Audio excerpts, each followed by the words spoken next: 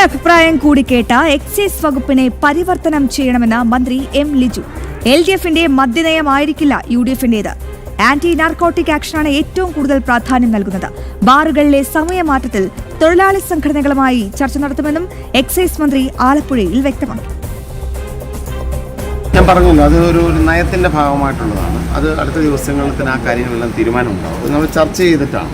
ഞാൻ അത് ഈ പറഞ്ഞതുപോലെ ബാർ ഹോട്ടൽ റെസ്റ്റോറൻറ്റ് അസോസിയേഷനുമായി സംസാരിക്കുന്നു. തൊഴിലാളി സംഘടനാ പ്രതികളുമായിട്ടുള്ള മീറ്റിംഗ്. ഇപ്പോൾ നിയമസഭാ സമ്മേളനം കഴിഞ്ഞതിനുടൻ തന്നെ അതിനുള്ളൊരു സമയമാണ്. കുറേ ദിവസം ഗ്യാപ്പ് കിട്ടും. ഇപ്പോൾ നിയമസഭ ഈ പോളിസി ഗവർണറുടെ നയപ്രഖ്യാപനവുമായി ബന്ധപ്പെട്ടും അതോടൊപ്പം തന്നെ വരാനിരിക്കുന്ന ഇടക്കാല ബജറ്റുമായി ബന്ധപ്പെട്ട് ഡിപ്പാർട്ട്മെൻറ്റുകളുടെ ചർച്ച, എക്സൈസിലെയും കോപ്പറേറ്റീവിലെയും ആദ്യഘട്ടത്തിലുള്ള ആളുകളുമായി ഉദ്യോഗസ്ഥരുള്ള ചർച്ചകളൊക്കെയാണ് നടന്നത്. അപ്പോൾ ഈ സമയമാറ്റക്രമം ഉൾപ്പെടെയുള്ള കാര്യങ്ങളൊക്കെ തന്നെ ഇതുമായി ബന്ധപ്പെട്ട ആളുകളുമായി സംസാരിച്ച് സമൂഹത്തിന് ഗുണകരമായ തീരുമാനം തീർച്ചയായിട്ടും.